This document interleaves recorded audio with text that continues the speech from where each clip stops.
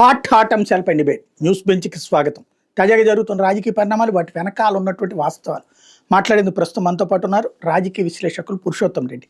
నమస్తే అండి. నమస్తే సార్. ఇవాళ అమరావతి విషయంలో వైఎస్ఆర్ కాంగ్రెస్ పార్టీకి సంబంధించినటువంటి రాష్ట్ర నాయకుడిగా అధికారికంగా డిజిగ్నేట్ అయినటువంటి సజ్జల రామకృష్ణారెడ్డి కీలకమైనటువంటి వ్యాఖ్యలు చేశారు. అమరావతి రాజధానినే కొనసాగిస్తాం, జగన్ వచ్చిన తర్వాత కూడా రైతులకి వాళ్ళకి సంబంధించినటువంటి ప్లాట్ ఇచ్చి డెవలప్ చేపిస్తాం. ఒకప్పుడు అసలు అమరావతిలో చంద్రబాబు ఇంటి ముందు నుంచి రోడ్డుని డెవలప్ చేసుకొచ్చే ప్రయత్నం ప్రారంభించింది మేమే, అట్లాగే బెజవాడ గుంటూరుని బాగు చేసింది మేమే, ఆ మధ్యలో రింగ్ రోడ్డు కట్టించింది మేమే. అదే సందర్భంలో విజయవాడ గుంటూరు మధ్యన డెవలప్ చేసి తీసుకుని వస్తాము, ఇక మారే ఉద్దేశం లేదు, ఇదేవరకడికి మళ్ళీ క్రిందటిసారికి మళ్ళీ 3 రాజధానుల ఉద్దేశం లేదు అన్నటువంటి చెప్పుకొచ్చారు. దీన్ని ఎలా చూడాలి? జగన్మోహన్ రెడ్డి గారు చెప్పిన విషయాలు కావచ్చు, జగన్మోహన్ రెడ్డి గారి మనోగతానికి ప్రతినిధిగానే సజ్జల రామకృష్ణారెడ్డి గారిని సహజంగా చూస్తాం. ఆయన గతంలో పోషించిన పాత్ర కావచ్చు, కంటిన్యూ కావచ్చు. ఖచ్చితంగా జగన్మోహన్ రెడ్డి గారు మనోగతాన్ని రామకృష్ణారెడ్డి గారి రూపంలో కాకుండా ఆయన జనరల్గా అమరావతినే కొనసాగిస్తారనే పదం వాడాడు. కానీ నేను అనుకుంటుంది జగన్ గారు మొన్న మీరు గమనించుంటే క్రూషియల్గా ప్రధానమంత్రి గారు 2వ దఫా శంకుస్థాపన ఒక కీలకమైన వ్యాఖ్య చేశాడు. అది ఎందుకో ఎక్స్పోజ్ కాలేదు. లక్షల కోట్లు పెట్టి అక్కడ మనం బిల్డింగ్స్ కట్టే ఏర్పాటు చేసే బదులు గుంటూరు విజయవాడ మధ్య ఏదైతే నాగార్జున యూనివర్సిటీ అంటామా, ఇంకొక అగ్రికల్చర్ రిలేటెడ్ యూనివర్సిటీ అంటామా, ఇట్లా మిలిటరీకి సంబంధించిన ఏదో భూములు ఉన్నాయి, 3-4 వేల ఎకరాలు. దాంట్లో అడ్మినిస్ట్రేషన్ కావాల్సినటువంటి మినిమం ఇన్ఫ్రాస్ట్రక్చర్ కానీ పరిపాలనకు కావాల్సిన ఏర్పాటుని చేసేస్తే ఒక పని అయిపోతుంది కదా. గుంటూరు విజయవాడ కూడా సికింద్రాబాదు హైదరాబాద్లో జెండాలు కలిసిపోతుందేమో అనేసి కట్ చేసి వదిలేశాడు.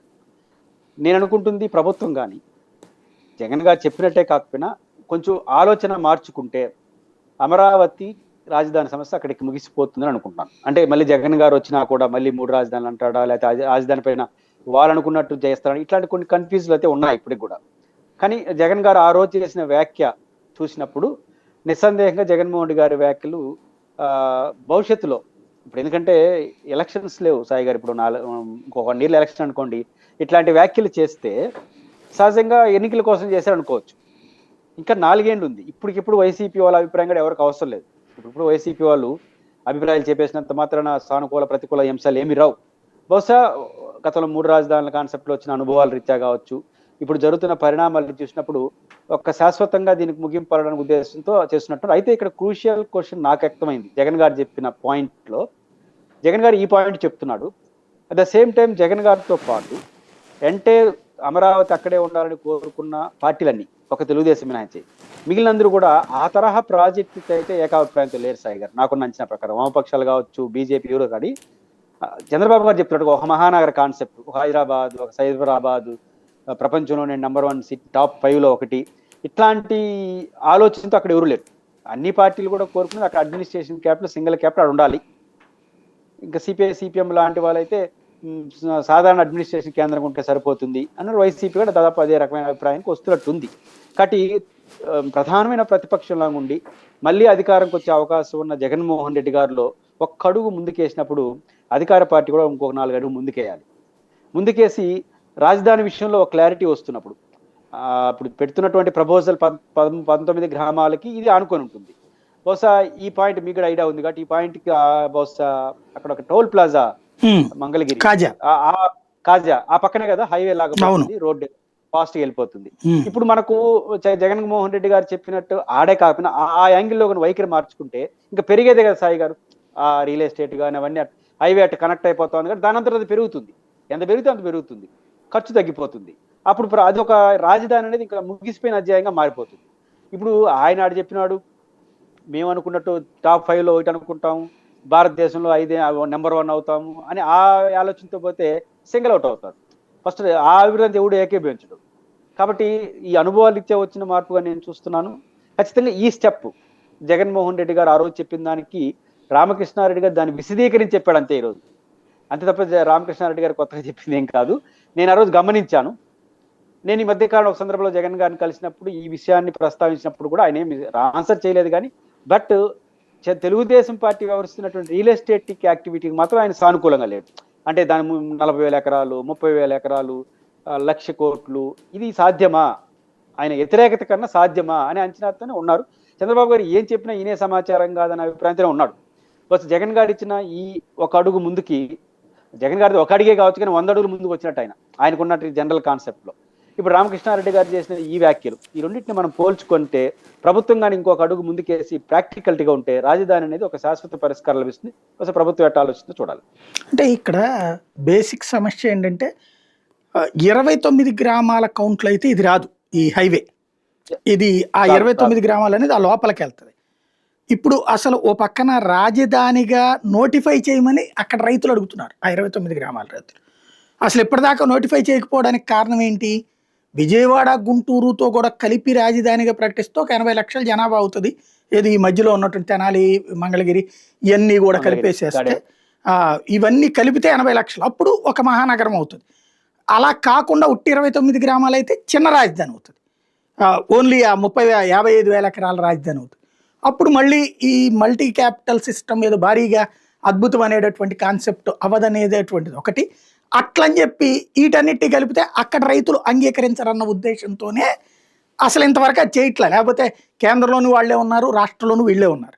అట్లాంటప్పుడు చేసేయడం పెద్ద కష్టం కాదు. అసలు వాళ్ళందరూ కోరుతోందే చట్టబద్ధత కల్పించమని. అలాంటి సందర్భంలో అక్కడ వదిలేసేసి డెవలప్మెంటల్ యాక్టివిటీ, ఇందులో ఇప్పుడు ప్రపంచ బ్యాంక్ ఇచ్చేది, ఏడీబీ ఇచ్చే డబ్బులంతా అక్కడ కోసమే, అది వదిలేసేసి హైవేని బేస్ చేసుకుని ముందుకెళ్తారా?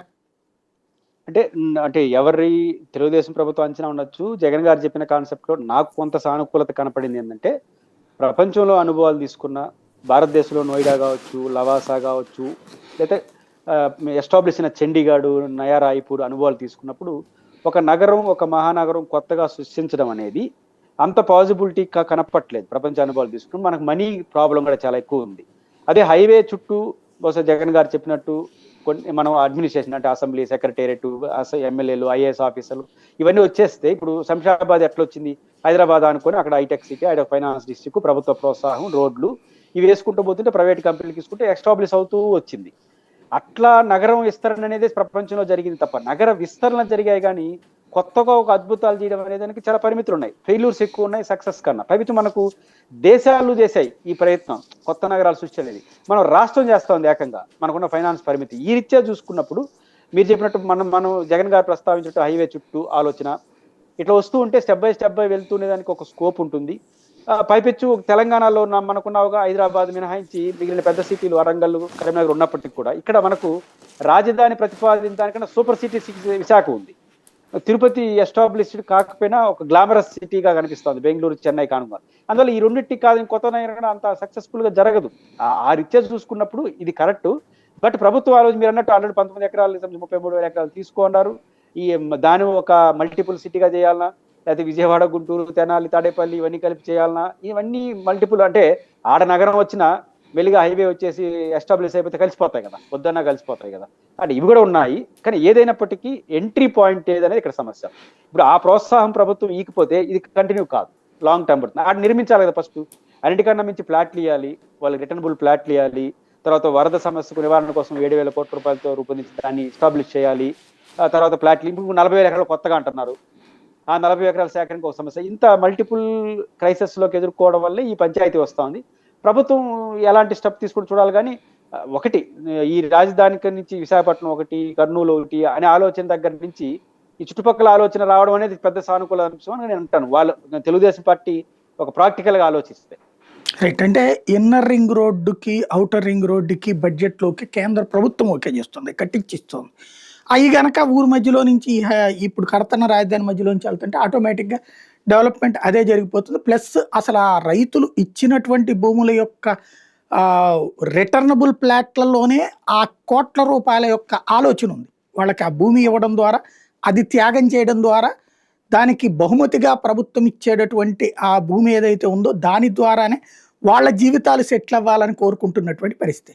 అట్లాంటప్పుడు అది కాదంటే కనుక వేరే చోట కంటే ఎలా యాక్సెప్ట్ చేస్తారు అని ఖచ్చితంగా ఆ సమస్య. ఇప్పుడు త్యాగము కాదు, ఇప్పుడు రియల్ ఎస్టేట్ అనేది ఆంధ్రప్రదేశ్ కదా భారతీయ ప్రపంచంలో చాలా గౌరవప్రదమైనటువంటి ఆర్థిక వ్యవస్థ. సాయి గారు, మనం రియల్ ఎస్టేట్ అనగానే అది ఒక బూతిలాగా చేస్తున్నారు. పొరపాటు రియల్ ఎస్టేట్ మమ్మల్ని రియల్ ఎస్టేట్ అంటారా అంటారు. అది రియల్ ఎస్టేట్ ఏం బూత్ కాదు, ఒక పెద్ద ఫైనాన్స్ స్ట్రక్చర్ అది. దాని ఏం పెద్ద ఇప్పుడు సమాజం నడుస్తున్నదే రియల్ ఎస్టేట్ బిజినెస్తో ఎక్కువగా. సరే వాళ్ళు ఏమనుకుంటారో మనకి ఎందుకులే, కానీ బేసిక్గా వాళ్ళు త్యాగమన్న ఏదన్నా ఒక ఎకరా ఇస్తారు, 100 సెంట్లు. 100 సెంట్లు 27 సెంట్లు భూమి 3 ప్లాట్ల రూపంలో, ఒకటి కమర్షియల్ 2 హౌసింగ్ ఏరియా అనే పద్ధతిలో ఇస్తున్నారు. ఒక్క ఎకరాకి 27 సెంట్లు అనుకుంటాను ఇస్తున్నారు. అప్పుడు ఆ రైతు యొక్క జీవితం దేని మీద ఆధారపడింది? ఇప్పుడు ఎకరా మీద పొలం పండించుకున్న రైతు కాస్త ఆ ఇచ్చే ప్లాట్ మీద ఆధారపడింది. ఆ ప్లాట్ కూడా ఒకటి ఇల్లు కట్టుకున్నాడు అంటే, ఒకటి కమర్షియల్, దాంట్లోనే బతకాలి. అంటే ఎకరా ద్వారా సంపాదన కన్నా బెటర్ సంపాదన దీనిలో రావాలి. ఎప్పుడు వస్తుంది? ఖచ్చితంగా ఆ రింగ్ రోడ్లు అవన్నీ పూర్తి అయిపోయి ద సేమ్ టైం అక్కడ ఒక అసెంబ్లీ, సెక్రటరియట్ లాంటి ఒక మల్టిపుల్ కాంప్లెక్స్లు, మల్టిపుల్ ఏరియా వచ్చిన తర్వాత ఆటోమేటిక్గా రేట్లు పెరుగుతాయి. కాబట్టి మనకు భవిష్యత్తు ఉంటుంది, రాజధానికి భూములు ఇచ్చిన వాళ్ళుగా ఉంటుంది, మన ఊర్లో రాజధాని ఉంటుందనే గౌరవంతో వాళ్ళు ఇచ్చి ఉండొచ్చు, నేను కాదన్ను. మీరు ప్రస్తావించినట్టు ఇట్లా వెళ్ళారనుకోండి, ఇప్పుడు జగన్ గారు చెప్పిన రూట్లోకి వెళ్ళారనుకోండి, అప్పుడు ఏం చేయాలి ప్రభుత్వం? మొత్తం ఆ భూములు తీసుకోవాల్సిన అవసరం లేదు, వాళ్ళకి ఇచ్చేవాళ్ళు. ఇచ్చేస్తే అప్పుడు పెద్ద బాధపడతారు అనుకోండి. ఇప్పుడు ఈ ఏరియాలో పెట్టేసి హైవే కనెక్ట్ అవుతుంది, ఇదంతా కన్స్ట్రక్షన్ గా డెవలప్మెంట్ అవుతుందని చెప్పారనుకోండి, ఆల్రెడీ ఉన్న బిల్డింగ్లో ఏదో మల్టిపుల్గా యూనివర్సిటీలో ఇంకోటి పెట్టాలిగా, ప్రభుత్వ స్థలాలు కొన్ని ప్రభుత్వ అడ్మినిస్ట్రేషన్ బిల్డింగ్స్ ఉన్నాయి, ఇవి పూర్తి అయిపోయిన తర్వాత పెట్టి చేస్తే కమర్షియల్ కనిపిస్తూ ఉంటుంది.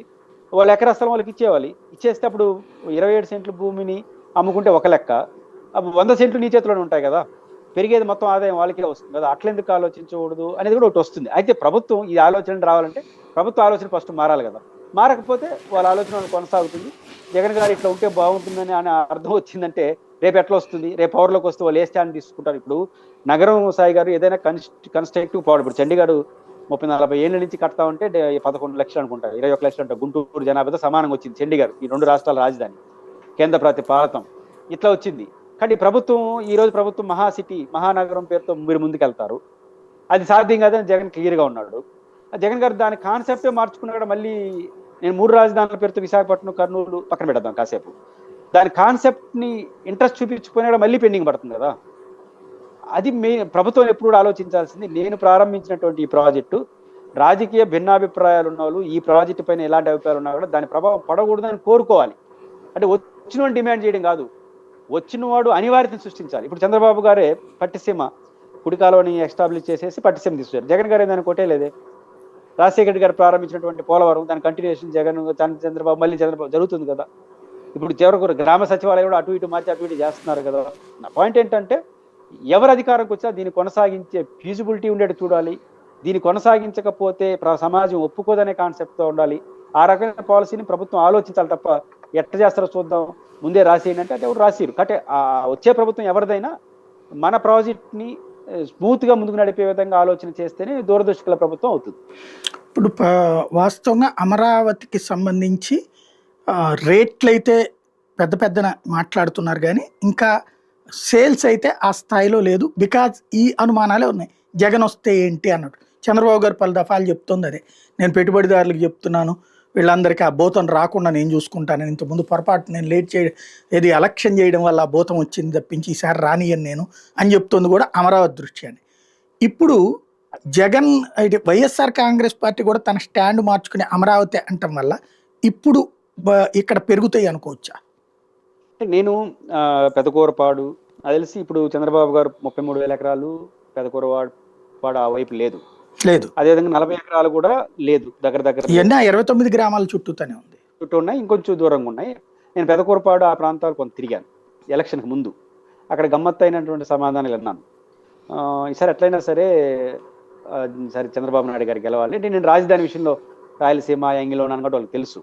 కాబట్టి ఈసారి చంద్రబాబు గెలిస్తే బాగుంది. ఎందుకు మహానగరం కడతాడో కట్టడు కానీ మా పొలాలను అమ్ముకోవచ్చు అన్నారు. నా తన మాట చెప్తున్నా, మహానగరం కట్టినా ఒక ఊపు వస్తుంది అంటే ఏంటి, చంద్రబాబు గారు రావాలని కోరుకునే వాళ్ళు కూడా నమ్మకం లేకపోతే ఎట్లా? ఇది మొదటి అంశం. అయితే జగన్ గారు వస్తే ఏమవుతుందనే అనుమానం నిన్నటి వరకు. కానీ దానికన్నా పెద్ద సవాలుగా వాళ్ళు చూస్తుంది 40,000 ఎకరాలు అనౌన్స్ చేసిన తర్వాతనే పెద్ద కొత్త అనుమానాలు ప్రారంభమయ్యాయి. ఇంకా జగన్ వస్తాడు ఏం చేస్తాడని సెకండరీ, ప్రైమరీగా ఈయనేం చేసిపోతున్నాడు. ఇప్పుడు 37 ఎకరాలు సెటిల్ చేసి ఆ రిటర్నబుల్ ప్లాట్లు ఇచ్చి ఆడేదైనా ఒక ఏర్పాట్లు చేసేది ఒకవైపు జరుగుతూ ఉంటే, దానికే పరిమితులు వస్తూ ఉంటే, డబ్బులు లేకుండా ఉంటే, ఇంకో 40,000 ఎకరాలు అంటున్నాడు, దాని ఏం చేయబోతాడు, దాని వస్తే దీని ఏం చేయబోతాడు, వాళ్ళు వచ్చిన తర్వాత అంది కల్పిస్తాడా, ఇట్లాంటి అనుమానాలు పెరిగిపోయినాయి. అందువల్ల ప్రాక్టికాలిటీ చూస్తున్నారు, ఇవన్నీ చూస్తారు. రెండోది ఇంటర్నేషనల్ కూడా ఈ రియల్ ఎస్టేట్ భూమి కొంత మందగమనంలో ఉందని విన్నాను నేను. కాబట్టి ఈ రెండింటి కారణాల రీత్యా ఆ స్టెబిలిటీ ఉంది. జగన్ గారు స్టాండ్ తీసుకున్నా కూడా, జగన్ గారు రామకృష్ణారెడ్డి గారు మా వైఖరి అని చెప్పారు కానీ జగన్ గారు బోల్డ్గా ఇచ్చిన మాట మాత్రం ఇప్పుడు రామకృష్ణారెడ్డి గారు చెప్పినంత బోల్డ్గా అయితే లేదు. అంటే ఇట్లా చోట్ల పెట్టుకోవచ్చు కదా అని వదిలాడు. మరి దానికే ఆయన ఎలా ఉంటాడు ప్రభుత్వం ముందుకు వస్తుందా, నిబంధన ఏమని అంటుందా అని మనం చెప్పలేము. కాబట్టి జగన్ గారు తీసుకున్న వైఖరి ద్వారా కొంచెం కాంప్లికేషన్ కాకుండా ఉండడానికి స్కోప్ వస్తుంది సజ్జల రామకృష్ణారెడ్డి గారు చేసిన ప్రకటన. కానీ శాశ్వతమైన ఊపు రావాలంటే ఈ మందంగానం మారాలి వరల్డ్ వైడ్గా వచ్చినటువంటి రియల్ ఎస్టేట్లో. రెండోది చంద్రబాబు గారు తీసుకున్నటువంటి ఇంకా 40,000 ఎకరాలు ఇంకా ఎక్కువ కావాలంటున్నాడు కదా. 5,000 ఎకరాల రైల్వే స్టేషన్, ఎయిర్పోర్టు, ఇవి ఎక్కువ మాట్లాడినారంటే మళ్ళీ వాళ్ళకి అనుమానం వస్తుంది. అందువల్ల రియల్ ఎస్టేట్ మీద ప్రభావం చూపిందని అనుకుంటున్నాను. 2019 ఎన్నికలకి ముందు తెలుగుదేశం పార్టీ ఇదే విమర్శ చేసింది, జగన్ వస్తే రాజధాని చెడగొట్టేస్తాడని పెద్ద ఎత్తున ఎలక్షన్స్లో ప్రచారం చేసింది. ఆ టైంలో జగన్ ఏమీ నోరు మెదపలేదు కానీ రోజా, తర్వాత ఇక్కడ మల్లాది విష్ణు, వెల్లంపల్లి సీను, అట్లాగే బొమ్మారెడ్డి వెంకటేశ్వర్లు, వీళ్ళందరూ మాట్లాడారు రాజధాని కదిలించే ప్రసక్తి లేదు, పైగా ఇల్లు కూడా ఇక్కడే కట్టుకున్నాడని. తర్వాత చూస్తే ఆయన 3 రాజధానులు తీసుకొచ్చాడు. అలాగే బిల్లే తీసుకుని వచ్చినటువంటి పరిస్థితి. ఇప్పుడు కూడా ఇది సజ్జల రామకృష్ణారెడ్డి వాయిస్గా మిగిలిపోతుందా, వైసీపీ వాయిస్ అనుకోవచ్చా? మీరు చూస్తే బొమ్మారెడ్డి వెంకటేశ్వర్లు గారు వాళ్ళందరూ మాట్లాడారు కదా. ఆ తర్వాత మీరు 2019 వైసీపీ మేనిఫెస్టో ఎక్కడ ఉందా? మీరు మేనిఫెస్టో ఒకసారి చదవండి. దాంట్లో ఎక్కడ ఈ రాజధాని సబ్జెక్టే లేదు. అంటే రాజధాని ప్రాంతంలో ఉండేవాళ్ళు ఏడ జగన్ వస్తే తీసుకెళ్ళిపోతాడు అనే భయంతో ఇక్కడ కొన్ని సీట్లు పోతాయని వాళ్ళు మాట్లాడుండొచ్చు. కానీ అది ఎన్నికల మేనిఫెస్టో మనకు కనపల్ల. అమరావతిలో మేము ఇల్లు కట్టుకున్నాం మాటల్లో చెప్పండి, నేను ఇల్లు కట్టుకున్నాను అనేది ఇదని. కాబట్టి జగన్మోహన్ రెడ్డి గారు ఎక్కడ కూడా అప్పుడు చెప్పలేదు. కానీ జగన్మోహన్ రెడ్డి గారు వస్తే అమరావతి రాజధాని తీసుకెళ్ళి 3 రాజధానులు తీసుకొస్తాడు అనుమానాలు ఎవరికి లేవు. కానీ రాజధాని మారుస్తాడని అనుమానం లేదు. కానీ ఆ తరహా నగరం చేస్తాడని మాత్రం నమ్మకం ఎవరికి లేదు. 2019లో కూడా లేదు. 29లో కూడా జగన్ వైఖరి అదే ఉంటుంది.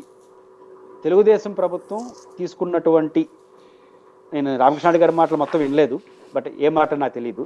బట్ 29లో వైసీపీ గెలిచినా కూడా చంద్రబాబు నాయుడు గారు చెప్తున్నట్టు కూడా ప్రపంచంలో 5లో 1, భారతదేశంలో నెంబర్ 1, ఈ కాన్సెప్ట్ మాత్రం జగన్ గారు తీసుకోడు. రాజధాని అంటే ఏంటి సాయి గారు? Administration capital.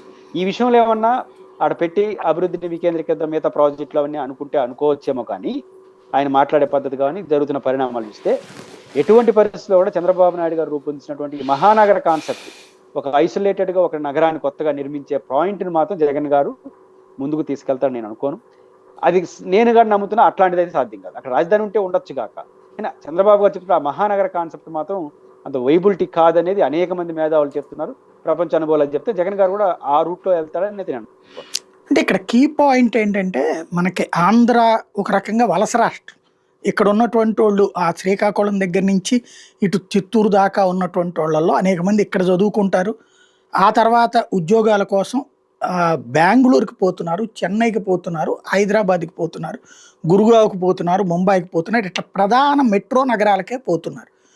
వీళ్ళ తల్లిదండ్రుల ఆలోచన కానీ వీళ్ళ ఆలోచన కానీ అదే ఉంటుంది. ఈవెన్ ఇతర దేశాల్లో ఎస్టాబ్లిష్ అయిపోయినటువంటి దేశాల్లో లేదా ఎస్టాబ్లిష్ అయిన నగరాల్లోకి వెళ్ళి బ్రతుకుతున్నటువంటి మన తెలుగు వాళ్ళైనటువంటి ఎన్ఆర్ఐలకు కూడా అదే ఫీలింగ్ ఉంది, అట్లాంటి ఒక నగరపు సృష్టి ఇక్కడ కావాలి అని. చంద్రబాబు అయితే హైటెక్ సిటీ తయారు చేసి దాన్ని ఆ స్థాయికి వాళ్ళు రావడానికి కారణం ఆయనే అన్నటువంటి ఫీలింగే మొన్నటి ఎన్నికల్లో అతిపెద్దదైనటువంటి విజయానికి కారణమైనటువంటిది. జగన్ అట్లా చెయ్యడనినే జగన్ని పక్కన పెట్టినట్టు. రేపు పొద్దున కూడా ఇక్కడ నగరం, ఈవెన్ ఇక్కడ ప్రభుత్వం ఏం చెప్తుంది, క్వాంటమ్ వ్యాలీ, దాంతోపాటుగా ఏదైతే కేంద్ర ప్రభుత్వ సంస్థలు అక్కడికే వస్తున్నాయి, అలాగే ఏదైతే గ్రీన్ హబ్ అక్కడికే రాబోతుంది, ఇట్లాంటి అనేకం చూపెడుతోంది. అవన్నీ చూపెడుతుండగా అబ్బాబే ఇది ఒక జస్ట్ సరదాగా అడ్మినిస్ట్రేషన్ క్యాపిటల్ లైక్ అదేది త్రివేంద్రం లాగా ఉంటాము అంటే ఒప్పుకుంటారా? పబ్లిక్ ఆశ ఎక్కువ ఉంది. ఈ ఆశలు కోరుకునేటటువంటి వాళ్ళు ఒక నార్మల్ రాజధానిగా పడుంటదిలే అంటే ఒప్పుకుంటారా? అప్పుడు వైసీపీకి సాయి గారు బేసిక్గా మనం ఎన్నికల్లో వైసీపీ ఓటమికి ఎవరికి వాళ్ళు ఇంటర్ప్రిటేషన్స్ ఉంటున్నాయి. నేనేమనుకుంటానంటే నేను రాయలసీమ విషయాలు చాలా జగన్ గారికి చెప్పాను, ఆయన ఏమి వినలేదు కాబట్టి రాయలసీమలో వైసీపీ ఓడిపోయింది నేను అంటాను. ఎవరికి వాళ్ళు ఇంటర్ప్రిటేషన్ చేస్తున్నారు. కొంతమంది కొన్ని ఛానల్లో కూర్చునేసి అసలు యుద్ధం చేసింది మేము అంటే డిబేట్లో 7 నుంచి 9 వరకు, కానీ వాళ్ళు పదవులు తీసుకునేస్తున్నారని ఒక ఆయన మాట్లాడినాడు. అంటే ఇట్లాంటి వాళ్ళు రాజధానికి సంబంధించినంత సాయి గారు వైసీపీ ఓడిపోవడానికి మల్టిపుల్ రీజన్స్ ఉన్నాయి. కాబట్టి అమరావతి అనేది గ్లామర్గా ముందుకు వచ్చింది కాబట్టి అదే కారణం జగన్ ఓడిపోవడానికి అనే పాయింట్ కూడా ఒకటి వస్తుంది. రెండోది నిజం అదే కారణం అయితే తెలుగుదేశం మేనిఫెస్టో ఫస్ట్ పాయింట్ అది ఎందుకు లేదు, మేము వస్తే ఒకటే పెడతామని పెట్టలేదు. అదే 3 రాజధానులను గెలిపిస్తానని జగన్ అనుకుంటే ఫస్ట్ అది పెట్టలా, యాడనో పెట్టాడు మాది అభివృద్ధి వికేంద్రీకరణ. నా పాయింట్ ఏంటంటే మీకు చెప్పిన బెస్ట్ పాయింట్ ఏంటంటే ఇది నగరాలు ఆధునిక నగరాలు కావాలనుకుంటున్నారు ప్రజలు, ఆ నగరాలు ఉండాలని కోరుకుంటున్నారు అనేది ఒక సెంటిమెంట్ సాయి గారు, నో డౌట్ ఎట్ ఆల్. అభివృద్ధికి అది చిహ్నం కూడా మంచి నగరం అనేది. అదే దృష్టితో ఒక్కసారి నోయిడాకి వెళ్ళండి.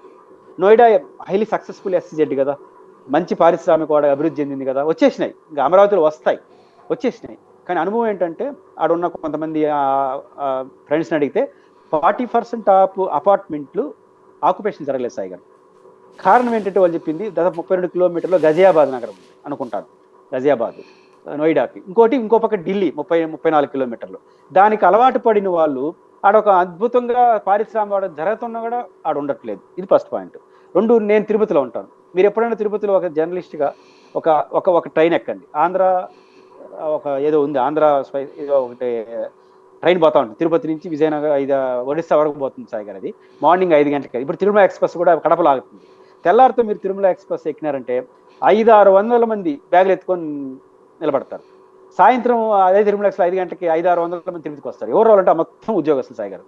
తిరుపతిలో నివాసం ఉంటూ కడపలో ఉద్యోగం చేస్తున్నారు. ఈ కడపలో కూడా ఉండడానికి ఇష్టపడట్లేదు.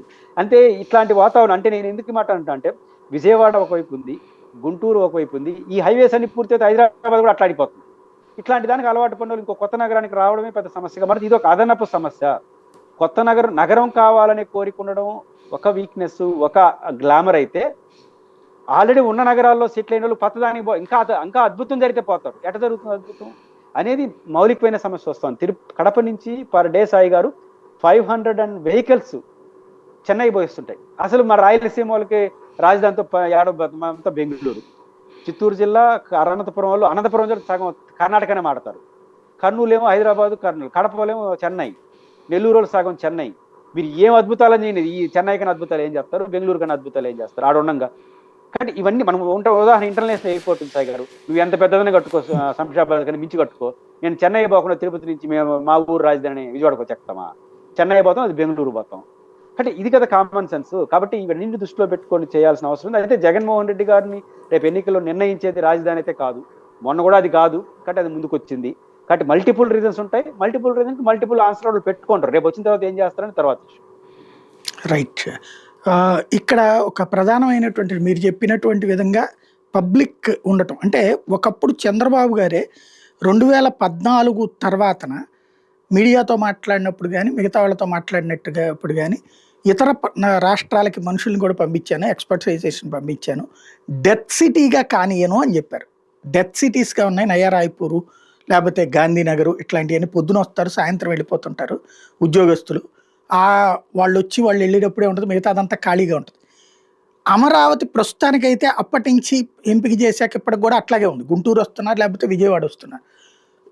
ఇప్పుడు ఇవన్నీ పూర్తి చేస్తే అక్కడ సెటిల్ అవ్వడానికి అవకాశం ఉంటుంది అంటారా? సార్ ఇప్పుడు ఇదే చంద్రబాబు గారే కదా హైదరాబాద్ టు స్పెషల్ ట్రైన్, రాజధాని ట్రైన్ సార్ దాని పేరు, తెల్లారితో వస్తుంది సాయంత్రం పోతుంది, మొత్తం దాంట్లోనే ఉంటున్నారు. ఇప్పుడు 10 ఏళ్ళు అయింది అమరావతి రాజధాని. ఒక్క ఐఏఎస్ ఆఫీసర్ అయినా ఇక్కడ ఇల్లు కొనుక్కొని ఉన్నాడా?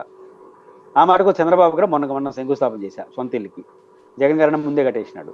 కాబట్టి ఎమ్మెల్యేలు కానీ ఈ హైదరాబాద్ అనేది అలవాటు పడిన తర్వాత హైదరాబాద్ అనేది ఒక 5-6 గంటలు వచ్చేసి ఇంకా హైవేస్ అన్ని కొట్టారంటే ఇంకా పాస్ట్కి వెళ్ళిపోయే పరిస్థితి వస్తూ ఉంది.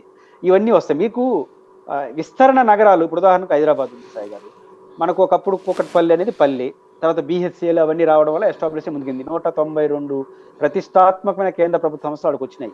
ఇప్పుడు ప్రతిష్టాత్మక సంస్థలు లేవు కదా, లేకపోగా ప్రైవేటీకరణ కదా ఇవిడొస్తాడు. రెండోది శంషాబాదు, ఇది హైదరాబాద్ పక్కన సికింద్రాబాద్ పక్కన హైదరాబాద్ పక్కన హైటెక్ సిటీ ఆనుకొని ఫైనాన్స్ డిస్టిక్, ఇట్లా వచ్చినాయా? ఎలివేషన్గా ఒక నగరాన్ని సృష్టించారా? జరగలేదు కదా. అట్లాంటి అనుభవం ఇప్పుడు కొన్ని జరిగినాయి. చంద్రబాబు గారు చెప్పి నయా రాయ్పూరు,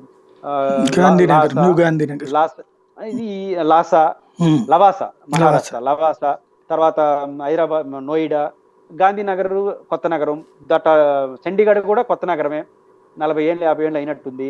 గుంటూరు జనాభా సమానం వచ్చింది 21 లక్షలు అంటే లేటెస్ట్ జనాభా. 2 రాష్ట్రాలకు రాజధాని, 2 అభివృద్ధి చెందిన రాష్ట్రాలకు రాజధాని. అంటే ఇవన్నీ మన కళ్ళ ముందు కనిపిస్తున్నాయి కాబట్టి సక్సెస్ అంటే చంద్రబాబు గారు హెచ్చరిక నేను తీసుకుంటాను. అంటే చాలా కొత్త నగరాలు డెడ్ సిటీలుగా మారిపోయినాయి, నేను అంటే ఖాళీ అంటున్నాడు. అట్లా అవకాశం ఉంది అనేది ఒక ఎక్స్పీరియన్స్. కానీ ఒకటి మాట చంద్రబాబు గారు చెప్పొచ్చు కదా, ప్రపంచంలో ఇట్లాంటి కొత్త నగరం ఒకటి ఇది సక్సెస్ ఉంది, ఇది మనకు ఆదర్శం అని ఒకటి చెప్పమనండి. చెప్పట్లేదు. నేను సృష్టిస్తాను, ఓ గుడ్, ఆయన ఒక విజనరీగా ఆయన ఆలోచిస్తే నాకేం అభ్యంతరం లేదు. నేను సృష్టిస్తాననే దానికి ఉన్న నమ్మకానికి, ఒక ఉదాహరణ తీసుకోవడానికి నమ్మకానికి వ్యత్యాసం ఉంటుంది. నాకు ఇప్పటి వరకు కొత్తగా ఒక నగరాన్ని చైనా సృష్టించలేకపోయింది. వేల లక్షల కోట్లు పెట్టుబడి పెట్టే కెపాసిటీ నాకు ఉన్న నగరాలను అద్భుతంగా అభివృద్ధి చేసింది, విస్తరణ చేసింది. అమెరికా చేసింది, ఇప్పుడు ఆస్ట్రేలియా ఉంది, అదేదో దాని పేరు కూడా తెలియదు మనకు రాజధాని పేరు.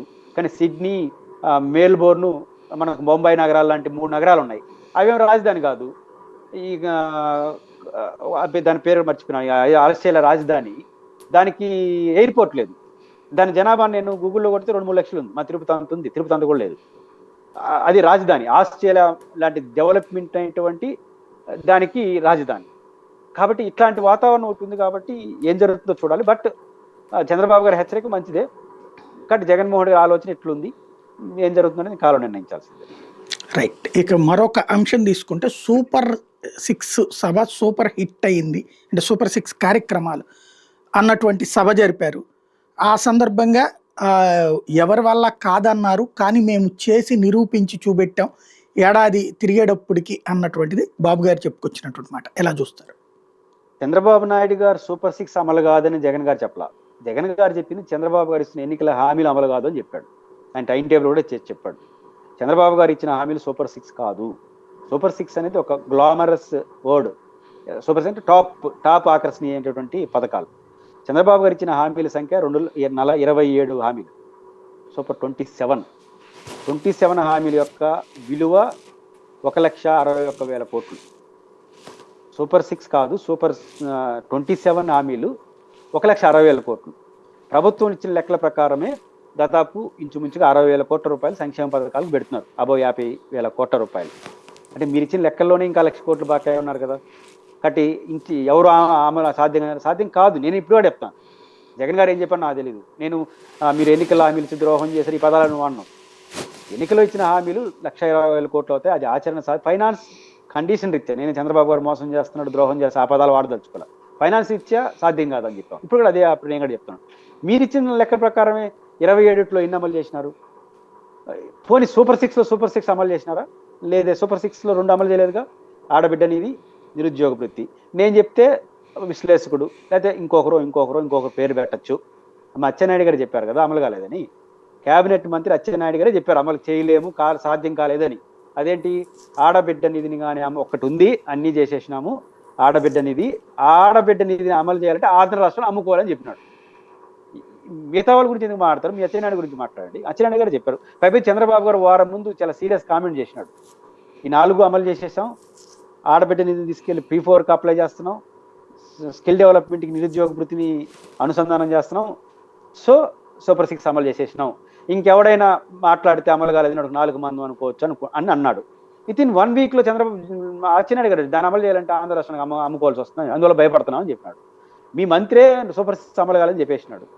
మీరే రెండింటి ఏరే దానికి అనుసంధానం ఏం సంబంధం? స్కిల్ డెవలప్మెంట్కి నిరుద్యోగ వృత్తికి ఏం సంబంధం సాయి గారు? నిరుద్యోగ వృత్తి అంటే అర్థం ఏంటి? ఉద్యోగం వచ్చి, స్కిల్ డెవలప్మెంట్ అంటే ఉద్యోగాలు వచ్చేదానికి ఒక ట్రైనింగ్, ఒక స్కిల్ డెవలప్మెంట్ చేయడం మనిషిలో, అంటే ఉద్యోగం వచ్చేదానికి. అంతవరకు ఇచ్చేదాన్ని నిరుద్యోగ వృత్తి అంటారు నాకు తెలిసి. మరి ఇవ్వలేదు కదా. P4 అనేది ఏంటి? ధనికులు పేదలకు ఇచ్చేసాయి. మీరు చెప్పింది అది కాదు.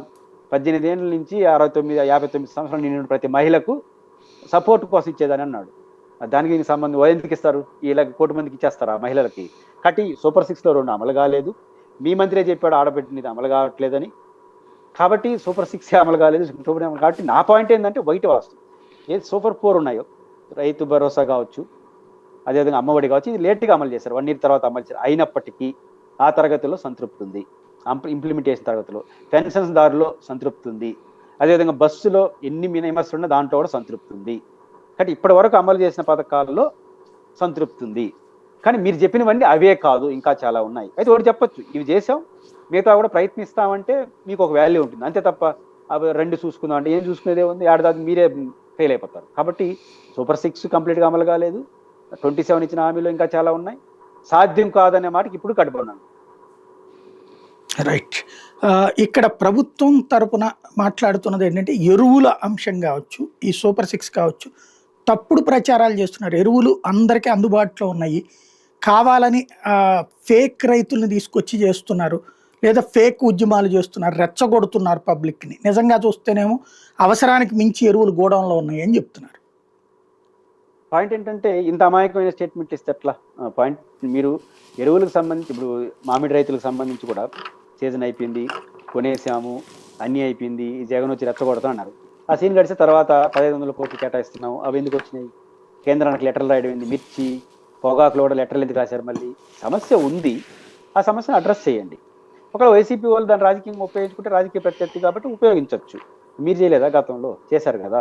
అంటే రాజకీయ పార్టీలు అంటే రాజకీయ ఉపన్యాసం. రెండోది రైతైనా ఎవరైనా సాయి గారు మెటీరియల్ కదా. ఎరువు అన్నది మెటీరియల్ కదా. ఎరువులు ఇవన్నీ ఆడ ఉండగా రైతు అనేవాళ్ళు ఏదో కృత్రిమంగా వైసీపీ మీద అభిమానంతో ధర చేస్తారా? పార్టీ మీటింగ్కే రారు రమ్మంటే.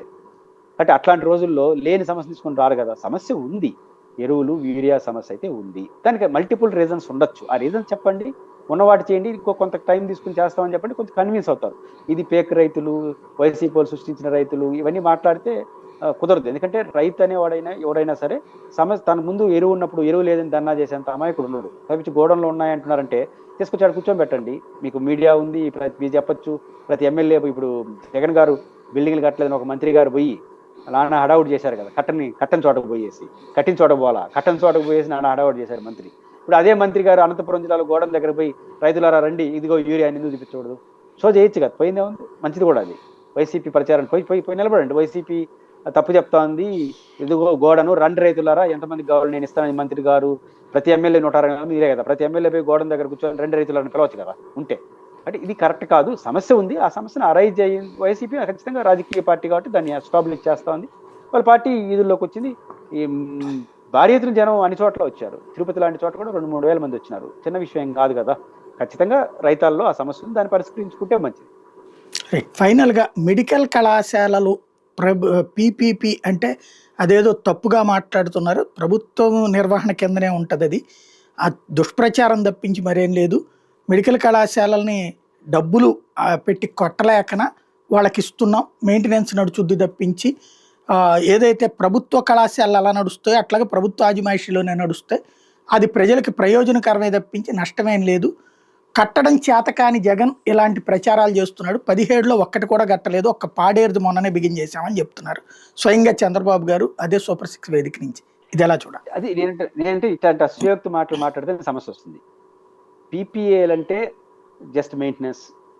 సాయి గారు, మీరు కానీ ప్రభుత్వం కానీ ఎవరైనా సరే ఒక గవర్నమెంట్లో నడుస్తున్న దాన్ని తీసుకొచ్చి పీపీఏలకు ఇచ్చిన తర్వాత అది ప్రభుత్వంగా మిగిలిన దాన్ని ఒక ఉదాహరణ చెప్పండి. చాలా చేశారు కదా, పబ్లిక్ పార్ట్నర్షిప్, ప్రభుత్వ రంగ సంస్థలు, కోఆపరేటివ్ సెక్టర్ చాలా తీసుకొచ్చారు కదా. ఇదిగో ఇది పీపీఎల్ కింద తీసుకొచ్చాం, ఎక్కడ ప్రైవేట్ అయిందో చూపించండి అని ఒకటి ఉదాహరణ. అన్ని ప్రైవేట్ అయినాయి. పీపీఐ అంటేనే ప్రైవేట్ యాజమాన్యం వెళ్ళిపోతాయి. ఇది మొదటి అంశం.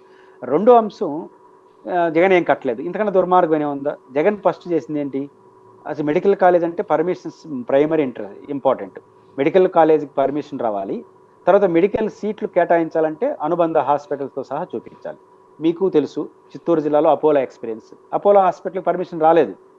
ఎప్పుడు వచ్చింది? చిత్తూరు గవర్నమెంట్ హాస్పిటల్ని అపోలో హాస్పిటల్కి మెయింటెనెన్స్ అనుబంధం చేస్తూ జీవో ఇచ్చిన తర్వాత దాన్ని చూపించి మెడికల్ సీట్లు తెచ్చుకున్నారు. మంచిది, ఆ హాస్పిటల్ కూడా మార్పులు చేర్పులు జరిగి అపోలో బాగానే చేశారు. దాన్ని అంతవరకు అభినందించాలి. అది వచ్చింది. దీని అర్థం ఏంటి? మొదటి దశ మెడికల్ కాలేజీకి పర్మిషన్, రెండో దశ ఇన్ఫ్రాస్ట్రక్చర్ అన్ని పూర్తయి మెడికల్ సీట్లు రావడానికి కావాల్సిన ఏర్పాట్లు చేయడం. జగన్మోహన్ రెడ్డి గారు ఇప్పటివరకు చేసిన ఫస్ట్ బెస్ట్ ఏంటి? 17 కాలేజీలకు అనుమతులు తెస్తాడు. ఇది గ్రేటే కదా. మీరు కంటిన్యూ చేయండి 20వ తేదీ రేపు. ఇది మొదటి అంశం. రెండో అంశం, జగన్ గారు అధికారంలో ఉన్నప్పుడే 5 కాలేజీలు ప్రారంభమైపోయినాయి. ఆ 5 కాలేజీలో 2వ సంవత్సరం చదువుతున్నారు. ఇది కూడా కాలేదని మాట్లాడితే మరి అంత అన్యాయంగా మాట్లాడితే అప్పుడే ప్రభుత్వం ఏం చెప్పినా అబద్ధం అనుకుంటారు. ఎందుకంటే 5 కాలేజీలు జగన్ గారే ప్రారంభించారు. 2వ సంవత్సరం విద్యా సంవత్సరం ప్రారంభమైన దాంట్లో మొదటి సంవత్సరం కూడా కాదు. ఇది మొదటి అంశం. రెండో అంశం, పాడేరు సాయి గారు, ఆగస్టులో ఎప్పుడో ప్రారంభించారు కదా. మీరు అధికారులు ఎప్పుడు వచ్చారు? జూన్ 12 ప్రమాణ స్వీకారం చేసి ఆగస్టులో బిల్డింగ్ కట్టేయడం, పర్మిషన్ తీసుకోవడం, మెడికల్ సీట్. నమ్ముతారా జనం? కాబట్టి ఇప్పుడు ప్రారంభించిన పాడేరు కూడా జగన్మోహన్ రెడ్డి గారిదే. మంది రిబ్బన్ కటింగ్ మాత్రం. అంటే 6 జగన్మోహన్ రెడ్డి గారిది అయిపోయింది. ఇంకొక 3 పులివెందల, మదనపల్లి, ఇంకోటి అనుకుంటా మార్కాపురం ఏదో అనుకుంటాను. ఈ 3 కాలేజీలు రెడీగా ఉన్నాయి. సాయి గారు మీకు కూడా సమాచారం ఉంటుంది. నాకు మిగతా 3వ కాలేజ్ గురించి నాకు తెలియదు కానీ మదనపల్లి అండ్ ఈ పులివెందల్లో అడ్మినిస్ట్రేషన్ శాంక్షన్ ఇచ్చారు. ఏంటి సిబ్బందిని, ప్రొఫెసర్స్ని, అదేవిధంగా ఈ నాన్ టీచింగ్ని ఇచ్చారు. వాళ్ళందరూ ఏరే వారు పంపించారు పులివెందులలో, మదనపల్లిలో. అంటే ఆడ వరకు వచ్చేసిందని ఏమి సంబంధించి మీరు మాకు సగం ఇన్ఫ్రాస్ట్రక్చర్ లేదు కాబట్టి మా వద్దని రాయించిన పరిస్థితి ఇది. కాబట్టి అదొక 6, ఇదొక 3, 9 జగన్ గారు కంప్లీట్ చేసినాడు అవుట్ ఆఫ్ 17లో. ఇది మీరు ఒప్పుకోవాలి. మిగతాది 60%, 30% ఆ లెక్కలో నేను బాను. మిగతా 60%, 30% అనేది చూద్దాం ఏమవుతుంది అనేది. అయితే ఇప్పుడు కూడా 70%, 80% పూర్తి అయిపోయిన కాలేజీలు మినహా నిన్న మంత్రి గారు ఏదో చూపించారు చూడు, అసలు ఏమీ కాలేదండి. అది వాళ్ళు దానికి ఇచ్చినా తీసుకోరు. ఇప్పుడు రేపు చూద్దాం, రేపు టెండర్లు పిలుస్తారు కదా, ఏ కాలేజీకి ఏం వస్తుందో చూద్దాం. బస్ ఆ ల్యాండ్ తీసుకోవడానికి వస్తారా, అదే మనం చూసి అప్పుడు తెలుస్తుంది. ప్రైవేట్ వాటికి ఏం ఇంట్రెస్ట్, మహా అంటే మెడికల్ కాలేజ్ ద్వారా ఏమవుతుంది సాయి గారు, ఒకటి మెడికల్ ఎంబీబీఎస్ సీట్లు సెల్ఫ్ సపోర్టింగ్ పేరుతో లక్షలు అమ్ముకోవడం తప్ప వైద్యంతో పెద్ద చేసేది ఏమి ఉండదు. ఎందుకంటే ప్రైవేట్ హాస్పిటల్ బోర్డు అని ఉన్నాయి, గ్రాస్ రూట్ మళ్ళీ అర్బన్ ఏరియాలకు వచ్చేస్తారు. బట్ నేను అనుకుంటుంది 17 మెడికల్ కాలేజీలు ఇవ్వాలని చంద్రబాబు గారు అనుకున్నారు కదా సాయి గారు. ఈ 17కి టెండర్లో వస్తాయని నేనైతే అనుకోవట్లేదు. 10 అనుకుంటున్నారు కదా, 10కి సంబంధించి చివరి దశలో ఉండేటివి తప్ప ప్రారంభ దశలో ఉండేదానికి టెండర్లు కూడా రాదు. దాన్ని బట్టి ఇంకా భూమి తీసుకొని ఏరే దానికి అప్పుడు చెప్పలేం కానీ నిర్మించి ఇస్తారో చూద్దాం. ప్రభుత్వం అన్ని చేసి ఇస్తేనే ప్రైవేట్ వాడు తీసుకుంటారు తప్ప ఏం తీసుకోడు. కాబట్టి ప్రభుత్వం దీని వైఖరి మార్చుకోవాలి. అలా మార్చుకోకపోతే మాత్రం మెడికల్ కాలేజీ విషయంలో ప్రభుత్వం చాలా రాజకీయంగా చాలా మూల్యాన్ని చెల్లించుకుంటుంది. థ్యాంక్ యూ వెరీ మచ్ అండి. ఇది పరిస్థితి. అమరావతి అట్లాగే మెడికల్ కళాశాలలు, యూరియా, ఈ 3 ప్రస్తుతం పెద్ద చర్చ. అమరావతి అకస్మాత్తుగా చర్చకు వచ్చింది. దాని వెనకాల ఉన్నటువంటి వాస్తవాలేంటి అన్నటువంటిది పబ్లిక్ డిసైడ్ చేసుకోవాల్సిన అంశం.